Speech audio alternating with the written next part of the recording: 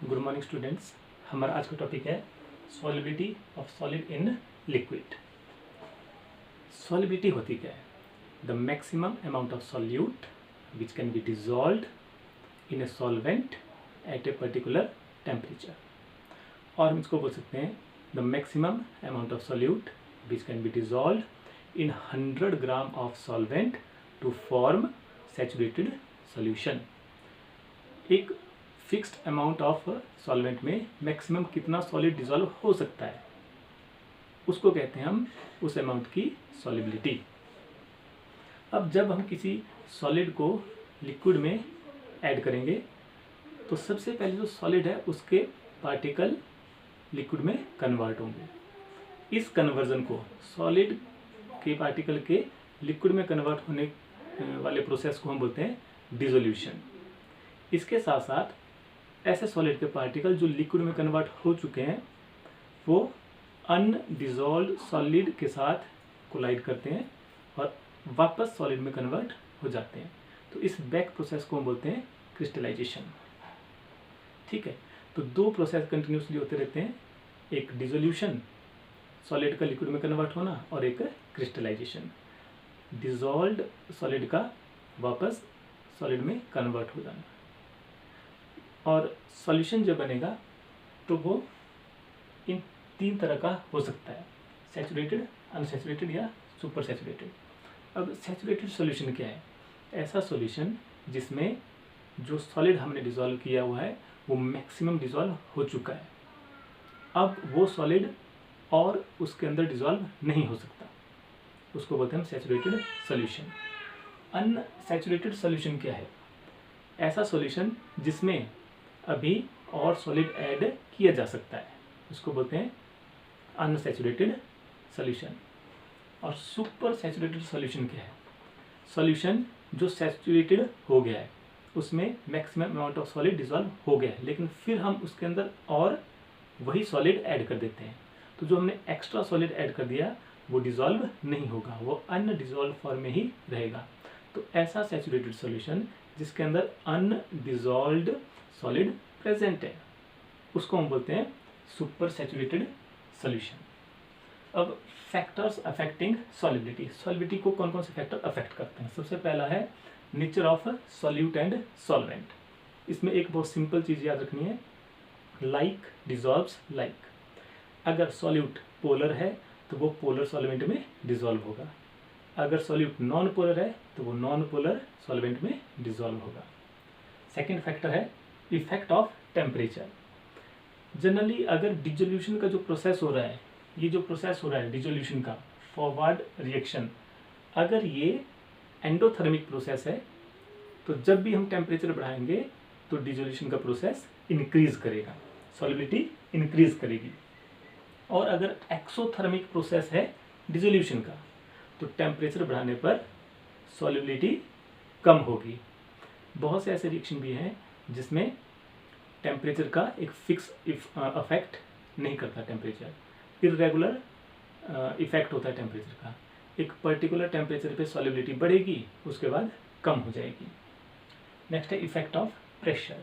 Pressure का कोई ज़्यादा इफेक्ट नहीं है, हम बोलते हैं निग्लिजिबल इफेक्ट होता है प्रेशर का in case of dissolution of solid in liquid. Okay, second topic है हमारे पास solubility of gas in liquid. Gas जब लिक्विड के अंदर डिसॉल्व होगी तो उस प्रोसेस को हम बोलते हैं गैस की सॉलिबिलिटी लिक्विड के अंदर। The maximum volume of gas which is dissolved in a particular amount of solvent at a particular temperature, this is solubility of gas. Gas की सॉलिबिलिटी भी तीन फैक्टर पे डिपेंड करती है, nature of gas and liquid. Gas का nature, अगर gas liquid के साथ रिएक्ट नहीं कर रही है तो वो कम डिसॉल्व होती है। अगर कोई ऐसी गैस है जो लिक्विड के साथ रिएक्शन कर देती है तो वो ज़्यादा डिसॉल्व हो जाती है। टेम्परेचर ऑफ सॉल्यूशन, जब भी सॉल्यूशन का टेम्परेचर बढ़ेगा तो गैस का डिसोल्यूशन प्रोसेस जो है कम हो जाएगा, गैस की सॉलिबिलिटी कम हो जाएगी। तो टेम्परेचर बढ़ने पर सॉलिबिलिटी ऑफ गैस कम हो जाती है। इफेक्ट ऑफ प्रेशर, प्रेशर बढ़ाने पर, किसका प्रेशर, जो गैस डिसॉल्व हो रही है लिक्विड के अंदर उस गैस का प्रेशर बढ़ाने पर उस गैस की सॉल्युबिलिटी इंक्रीज कर जाती है। There is increase in solubility of gas on increasing temperature. A scientist named William Henry ने solubility of gas in liquid को स्टडी किया और अपनी स्टडी के बेस पर उन्होंने एक रिलेशनशिप दिया between the mass of the gas dissolved in liquid and pressure of that gas. तो उस रिलेशनशिप को हम बोलते हैं Henry's law. Very important. Henry's law क्या है? Henry state that the mass of the gas which is dissolved in a fixed amount of liquid is directly proportional to the vapor pressure of the gas in equilibrium with liquid। इसका मतलब क्या है कि ये liquid है, इसके ऊपर ये गैस है, तो गैस का वेपर प्रेशर इसके ऊपर कितना है, जितना इस गैस का प्रेशर इस लिक्विड के ऊपर होगा उतनी ही गैस डिसॉल्व होगी। अगर प्रेशर कम होगा गैस का तो गैस कम डिसॉल्व होगी। यहाँ पे देखिए प्रेशर बढ़ा दिया तो प्रेशर बढ़ने पर गैस लिक्विड के अंदर ज़्यादा बढ़ जाती है, डिसॉल्व हो जाती है। तो with increase in pressure of gas above liquid the amount of gas dissolve in liquid increases. जब हेनरीज ने ये स्टडी की उसी टाइम इंडिपेंडेंटली डाल्टन ने भी स्टडी की।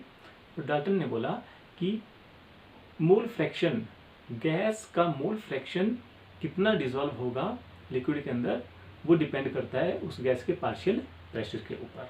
ओके, तो सबसे पहले हम हेनरीज लॉ जो इन्होंने कहा उसकी एक डेरिवेशन कर लेते हैं। हेनरी ने कहा mass of gas is directly proportional to pressure m directly proportional to P, m is equal to Kp, where K is constant of proportionality। okay, in the same time Dalton ने बोला mole fraction of gas dissolved in liquid is directly proportional to its partial pressure, x directly proportional to P, and x is equal to K bar P। okay, P is equal to 1 upon K bar x, और इसको हम लिख सकते हैं P is equal to K H x, और वो यहाँ पे जो K H है इसको बोलते हैं हेनरीज कांस्टेंट। कि H इज हेनरीज कांस्टेंट। तो इस रिलेशन से हम हेनरीज लॉ की एक अल्टरनेट डेफिनेशन दे सकते हैं। According to this partial pressure of gas which is dissolved in liquid is directly proportional to its mole fraction x। Okay, thank you.